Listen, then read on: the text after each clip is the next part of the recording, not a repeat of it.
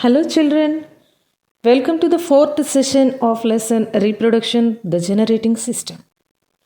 ప్రత్యుత్పత్తి పునరుత్పాదక వ్యవస్థ పాఠంలోని 4వ భాగానికి మీ అందరికీ కూడా స్వాగతం. In the previous sessions, you have learnt various modes of asexual reproduction that takes place in various organisms, isn't it?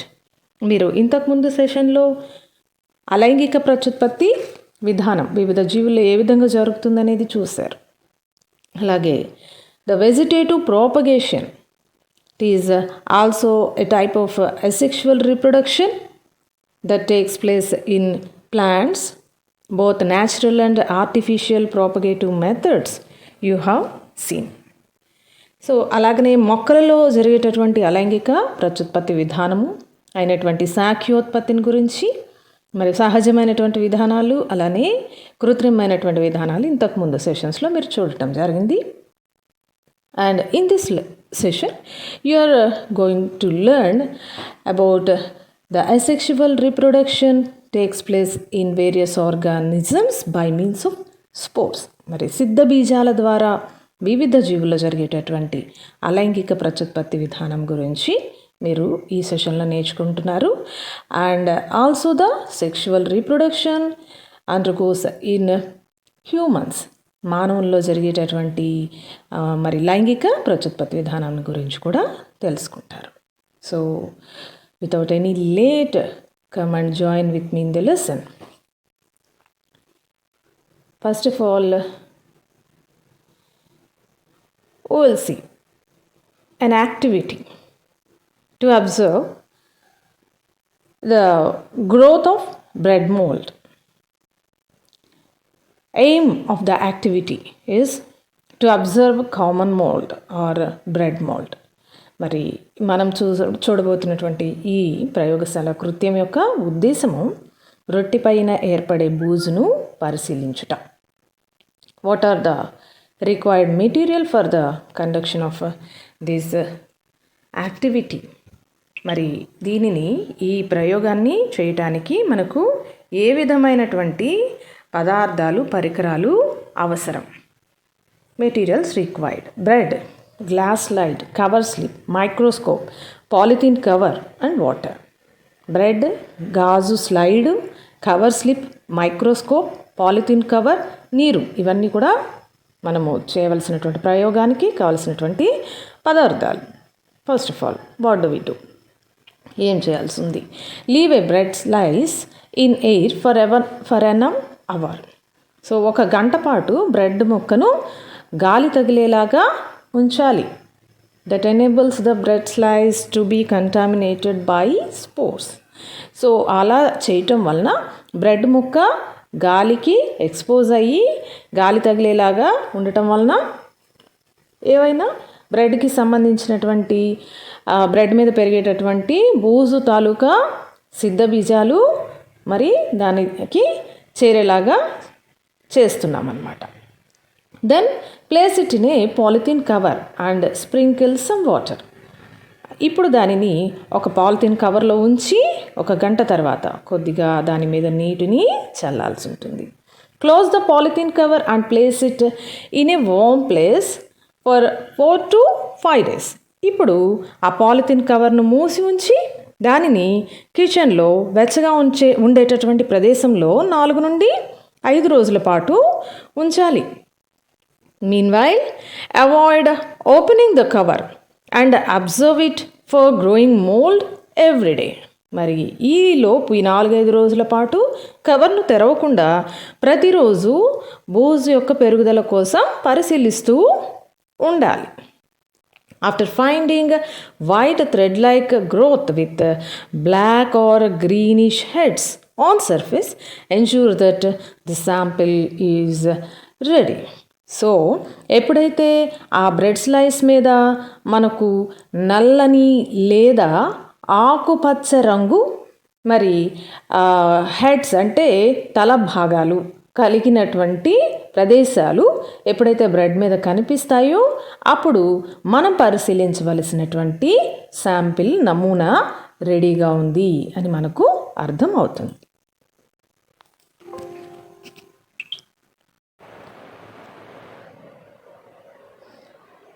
Now take the bread slice with grown mold, needle, glass slide, forceps,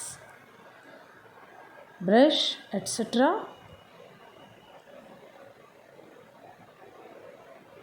Take some blackish or greenish mass of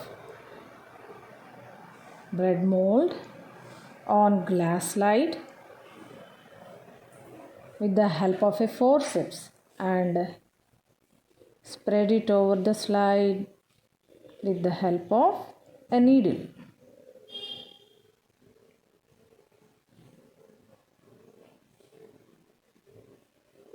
Put a drop of water on the sample.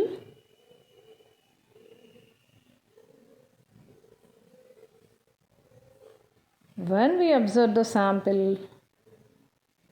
under the microscope,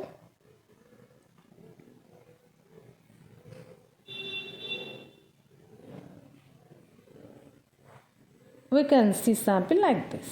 And when we observe the sample by placing a cover slip over, we can observe some thread-like structures called hyphae and with knob-like projections called sporangia. Sample మీద cover స్లిప్ని ఉంచి కనుక మనం పరిశీలించినట్లయితే దారాల వంటి hyphae అనే నిర్మాణాలు మరియు వాటిపైన పూసల లాంటి సిద్ధ బీజాశయాలు కనిపిస్తాయి. హైఫే అనగా తంతువులు, సిద్ధ బీజాశయాలు ఇక్కడ మనకు క్లియర్గా కనిపిస్తున్నాయి.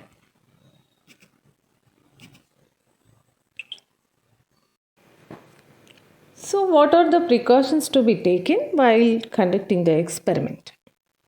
Ensure that you wash your hands every time when you touch the polythene cover when the bread slice is placed inside the polythene cover. And yes, we have observed thread-like structures called hyphae with knob-like projections called sporangia in the microscope. Spores are produced in these knob-like structures called sporangia. సిద్ధ బీజాశయాలు అనబడే ఈ పూసల వంటి నిర్మాణాలలో తయారవుతాయి. What are spores? Spores are minute microscopic structures. So ఈ సిద్ధ బీజాలు అంటే ఇవి సూక్ష్మమైనటువంటి నిర్మాణాలు.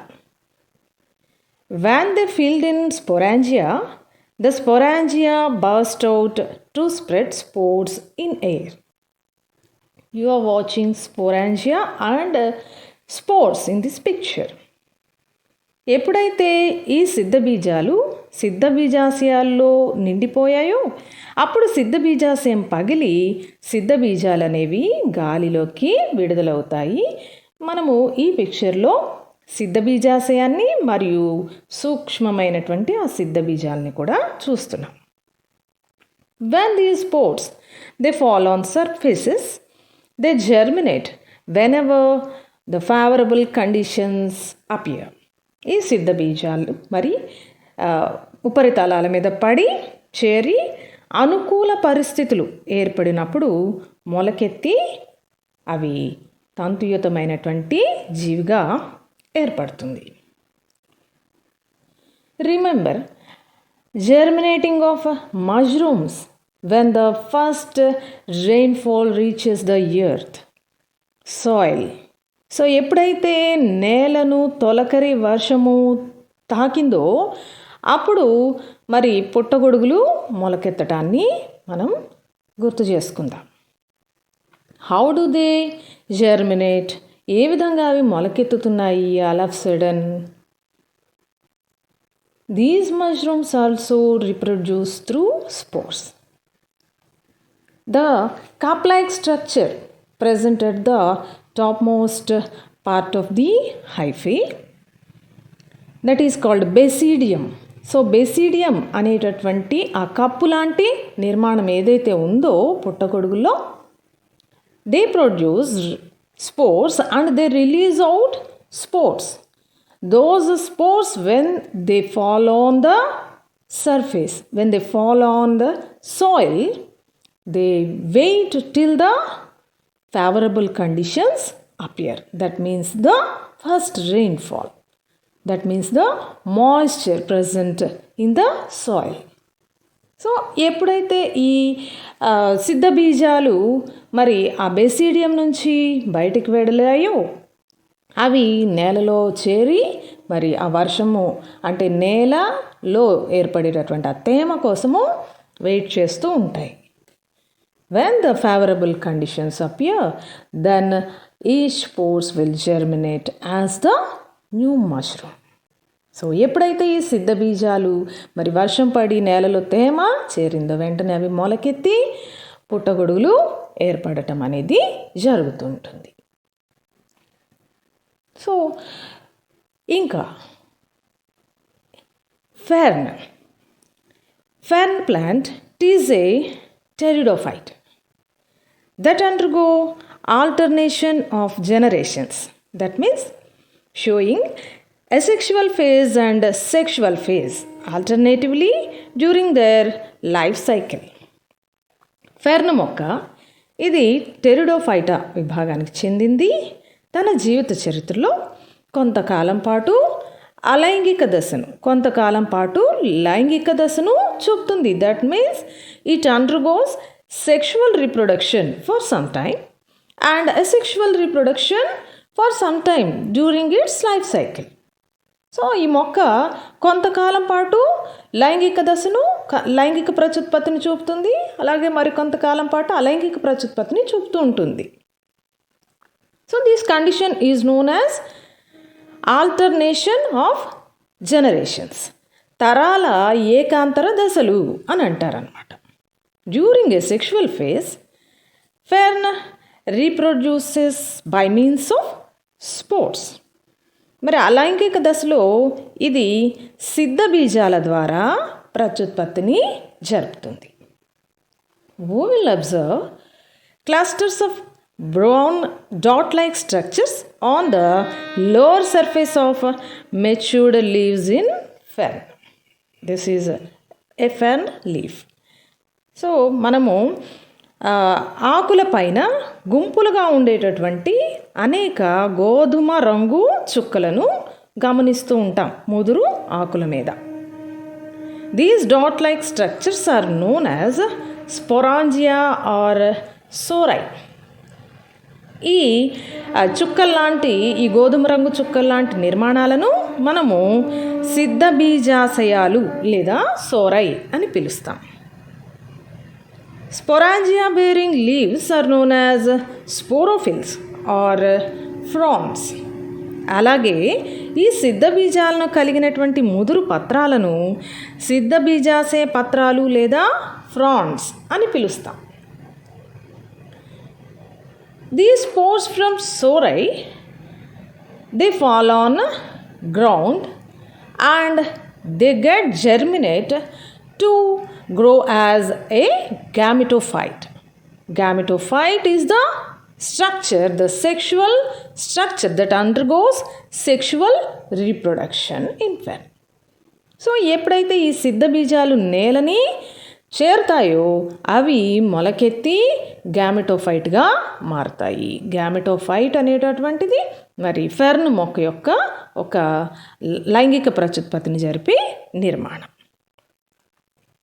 So, fungi, algae and pteridophytic plant like fern, all these undergo asexual reproduction by means of spores. When coming to the sexual reproduction, లైంగిక ప్రత్యుత్పత్తి విధానాన్ని కనుక మనం చూసినట్లయితే reproduction that undergoes by formation of fusion of male and female gametes. So, sexual reproduction undergoes by formation and fusion of male and female gametes. పురుష మరియు స్త్రీ సంయోగ బీజాలు ఏర్పడటము మరియు అవి సంయోగం చెందటం ద్వారా జరిగే ప్రత్యుత్పత్తిని మనం లైంగిక ప్రత్యుత్పత్తి అంటాం. Fusion of gametes is known as fertilization. So, fusion of gametes that takes place in sexual reproduction, that process is known as fertilization. So సంయోగ బీజాలు ఏర్పడి అవి ఒకదానితోటి సంయోగం చెందుతాయి, కలయిక చెందుతాయి. ఈ సంయోగ బీజాల కలయికను మనము ఫలదీకరణ అంటాం. So formation of gametes and also fertilization takes place during sexual reproduction in organisms. So జీవులలో జరిగే లైంగిక ప్రత్యుత్పత్తిలో సంయోగ బీజాలు అనేవి ఏర్పడతాయి మరియు ఆ సంయోగ బీజాల యొక్క సంయోగం అనగా ఫలదీకరణ అనేది జరుగుతుంది. This fertilisation is of 2 types.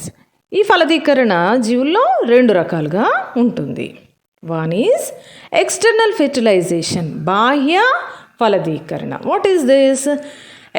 And the second one is internal fertilization, antara ఫలదీకరణ. What is external fertilization?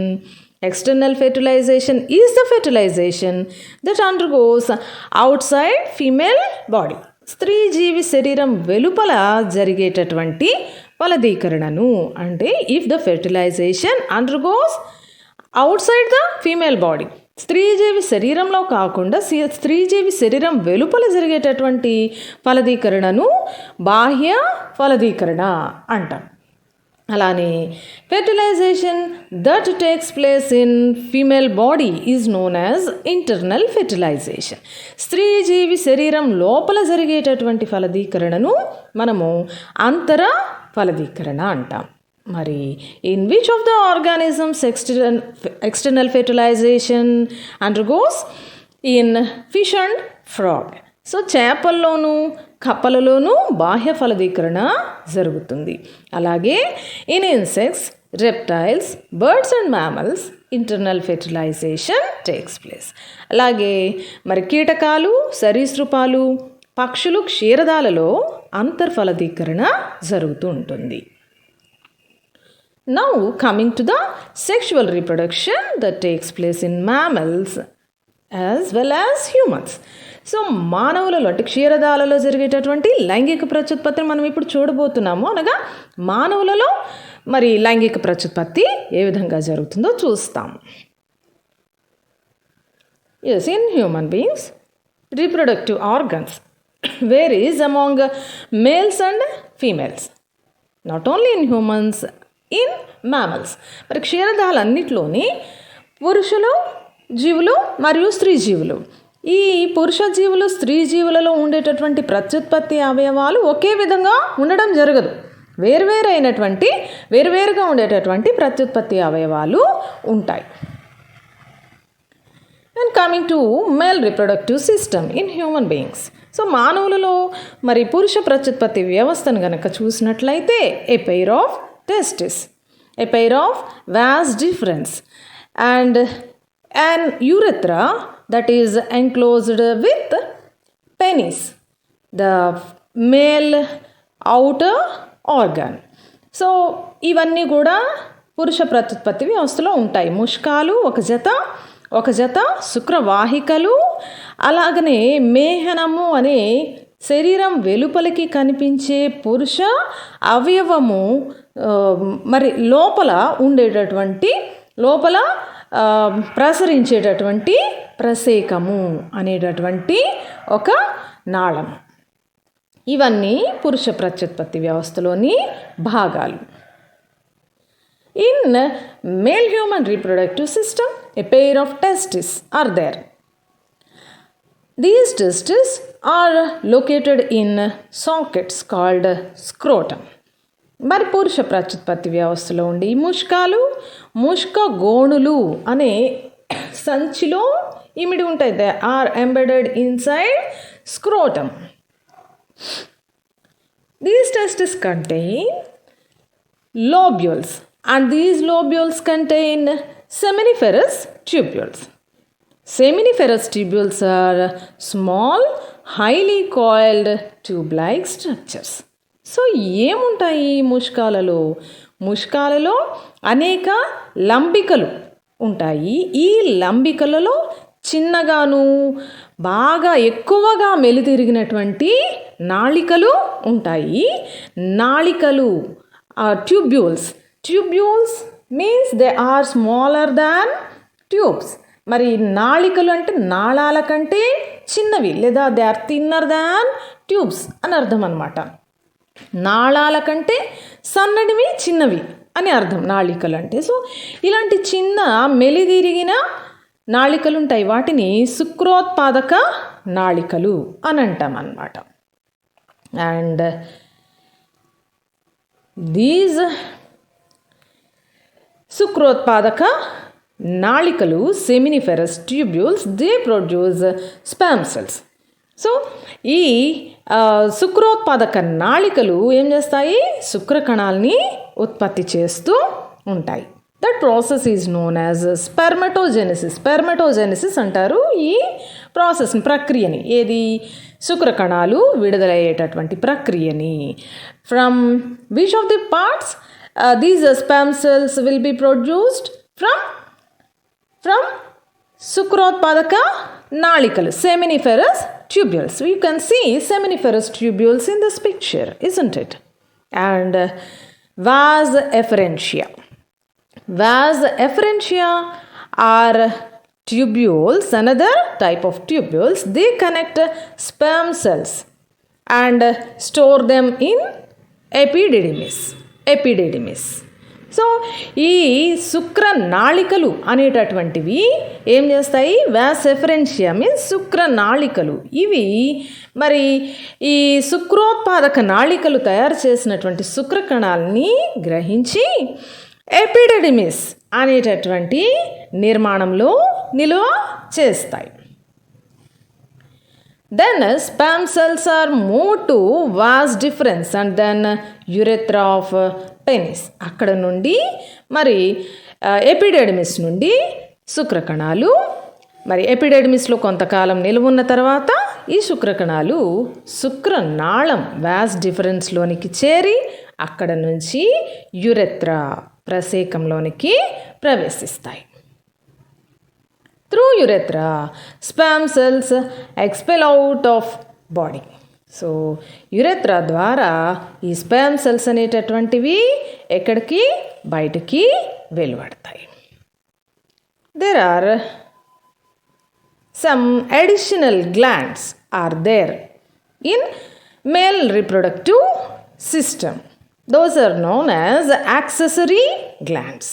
So కొన్ని పురుష ప్రత్యుత్పత్తికి అవయవానికి వ్యవస్థకు అనుబంధంగా పనిచేసేటటువంటి గ్రంథులు ఉంటాయి. వాటిని అనుబంధ గ్రంథులు అంటారు. What are these? Those are prostate gland, seminal vesicles and Cowper glands. So prostate గ్రంథి, శుక్రగ్రాహికలు మరియు కౌపర్ గ్రంథులు. So all these accessory glands, they secrete fluid like substance that is called semen. So ఈ మూడు రకాలైనటువంటి గ్రంథులు కూడా అనుబంధ గ్రంథులు ఒక స్రావమును స్రవిస్తాయి, ఒక ద్రవ పదార్థాన్ని స్రవిస్తాయి. దానిని శుక్రము అంటాం. ఈ శుక్రము ఎందుకు? What is its role? It enables sperm cells to move within the semen. So these శుక్రకణాలు, sperm cells are motile in nature. So శుక్రకణాలు చలించే శక్తిని కలిగి ఉంటాయి. సో అవి చలించడానికి అవసరమైనటువంటి ఒక ద్రవ మీడియంను, ఒక ద్రవ మాధ్యమమును ఈ శుక్రం అనేటటువంటిది అందజేస్తూ ఉంటుంది. It also provides some nutrients to the sperm cells. So ఈ శుక్రం అనేటటువంటిది ఇంకా శుక్రకణాలు సజీవంగా ఉండడానికి అవసరమైనటువంటి పోషకాలని కూడా అందజేస్తూ ఉంటాయన్నమాట. So from testis, sperm cells enter into vas deferens, and from vas deferens they passes through the urethra that is enclosed with penis. So ముష్కాల నుండి శుక్రకణాలు శుక్రవాహికల నుంచి ప్రసేకము. ఈ ప్రసేకం అనేది మేహనము అనేటటువంటి పురుష అవయవం లోపల ఇమిడి ఉంటుంది. సో ఆ యురెత్రా అనేటటువంటి ప్రసేకం ద్వారా శరీరం బయటకి వెలువడటం జరుగుతుంది, విడుదలవటం జరుగుతుంది. Including with the liquid medium semen. మరి శుక్రము అనే ద్రవ పదార్థంతో పాటు శరీరం వెలుపలికి విడుదలవటం జరుగుతుంది. Urethra is the common passage for both urine and these semen in males. So పురుషులలో ఈ ప్రసేకము అనేటటువంటిది మరి మూత్రానికి మరియు ఈ శుక్రకణాలతో కూడినటువంటి శుక్రానికి శరీరం బయటకి వెలువడటానికి ఉండేటటువంటి ఒకే కామన్ ప్యాసేజ్ అన్నమాట. So what is the passage of sperm cell in male reproductive system? So పురుష ప్రత్యుత్పత్తి వ్యవస్థలో మరి శుక్రకణము యొక్క ప్రవేశం అంటే మార్గము ఏ విధంగా ఉంటుంది? ఫ్రమ్ సెమినిఫెరస్ ట్యూబ్యూల్, శుక్రోత్పాదక నాళికలలో ఇది రిలీజ్ అవుతున్నాయి, తయారవుతున్నాయి. ఫ్రమ్ సెమినిఫెరస్ ట్యూబుల్, శుక్రోత్పాదక నాళికల నుంచి వాజ్ ఎఫరెన్షియా, శుక్ర నాళికలలోనికి, శుక్ర నాళికలలో నుండి ఎపిడెడిమిస్ అనే నిర్మాణంలోనికి, where they are stored for some time. And from epididymis to vas deferens, మరి ఎపిడెడిమిస్ నుండి శుక్ర వాహికలలోనికి, శుక్ర వాహికలలో నుండి ejaculatory duct. So ejaculatory duct అంటే స్ఖలన నాళము తెలుగులో.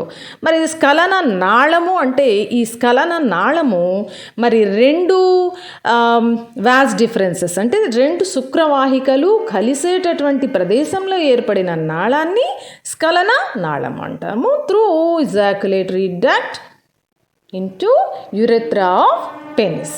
సో ప్రసేకంలోనికి మరి ప్రసేకం ద్వారా శరీరం బయటకి విడుదలవుతుంది. Here you are watching the passage of sperm cells in this picture. Sperm cells from seminiferous tubules, శుక్రోత్పాదక నాళికల నుంచి vas efferentia, yellow colour tubules, vas efferentia అంటే శుక్ర నాళికలు. From these vas efferentia to epididymis. So vas efferentia నుండి శుక్ర నాళికల నుంచి ఎపిడెడిమిస్లోనికి, ఎపిడెడిమిస్ నుంచి this blue colour duct is known as vas deferens. మరి శుక్రవాహిక ద్వారా శుక్రవాహికల నుండి స్ఖలన నాళము ejaculatory duct. From ejaculatory duct to urethra of penis. So this is the passage of sperm cells in the male reproductive system. And now coming to the sperm cell that is produced by the male reproductive system by testis. So coming to the sperm cell, structure of sperm cell. So శుక్రకణం యొక్క నిర్మాణం మనం తెలుసుకుందాం ఇప్పుడు. మరి we know that they are produced by testis, ముష్కాల ద్వారా ఉత్పత్తి చేయబడేటటువంటి ఈ శుక్రకణం, ముష్కాలలో ఉండే సెమినిఫెరస్ ట్యూబ్యూల్, శుక్రోత్పాదక నాళికలు వీటిని ప్రొడ్యూస్ చేస్తున్నాయని చెప్పుకున్నాం కదా. So what is the structure of sperm cell and how it enables to fertilise with the egg cell? The motile microscopic structure. Sperm cell is the motile microscopic structure అంటే చలనము కలిగినటువంటి సూక్ష్మమైన నిర్మాణము as all the other cells. మరి మిగిలినటువంటి కణాలు ఏ విధంగా అయితే మైక్రోస్కోపిక్ స్ట్రక్చర్స్, ఇది కూడా అదే విధమైనటువంటి మైక్రోస్కోపిక్ స్ట్రక్చర్. అయితే ఇట్ కంటైన్స్ 4 parts, 4 భాగాల్ని కలిగి ఉంది. What are they? హెడ్ తల, నెక్ మెడ, మిడిల్ పార్ట్ మధ్య భాగము, అండ్ టైల్ తోక భాగము. Head consist of nucleus in the middle, so in the center. So మధ్య భాగంలో, తల యొక్క మధ్య భాగంలో ఒక పెద్ద కేంద్రకము ఉంటుంది. and head also bears a cell organelle called acrosome at the anterior part of it, and it can be useful to fuse with the egg or ovum. So this sperm cell has to be fertilized with the ovum. So శుక్రకణము మరి అండముతో మరి సంయోగం చెందవలసిన అవసరం ఉంది.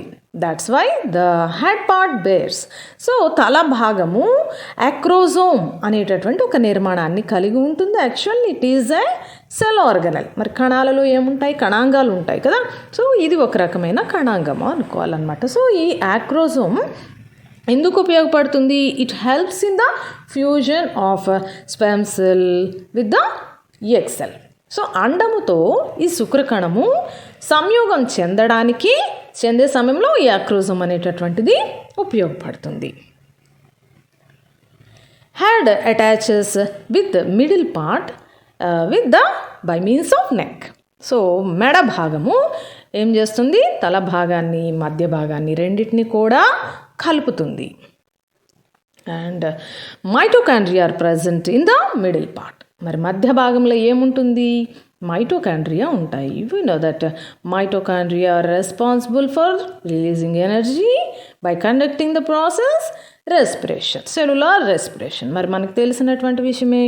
మైటోకాండ్రియాలు కణ శ్వాసక్రియను జరిపి కణంలో శక్తిని ఉత్పత్తి చేస్తూ ఉంటాయి. The same role here the mitochondria play.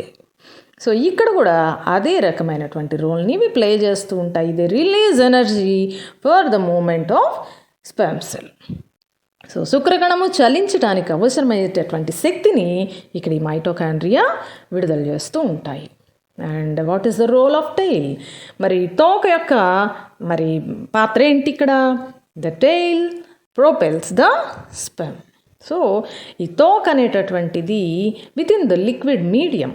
So ఆ ద్రవ మాధ్యమమైనటువంటి ఆ శుక్రంలో మరి స్పెర్మ్ సెల్ శుక్రకణము చలించడానికి, ఈదటానికి ఉపయోగపడుతుంది ఈ తోక భాగము అనేటటువంటిది.